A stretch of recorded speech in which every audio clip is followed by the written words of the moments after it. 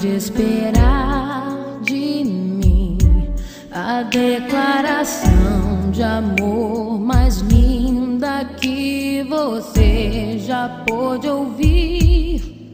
Quando eu disser te amo, creia, eu não te engano, que ainda é pouco pra expressar o amor que eu vou levar em mim. Do meu jeito um pouquinho diferente pra falar de amor, eu tô aqui. Tô sentindo muita saudade. Você faz muita falta. Ouvir sua voz, ver sua chatice, brigar com você.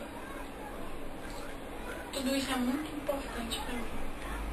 Nesses últimos dias que a gente não se vê, eu vejo tanto que você é importante, quanto você me faz falta, quanto eu te amo e quanto é bom estar ao seu lado.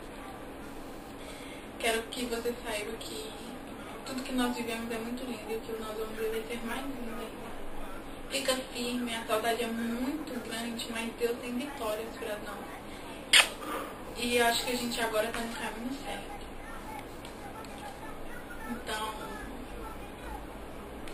te amo muito, muito, muito, muito, muito mesmo. Tô com muita saudade.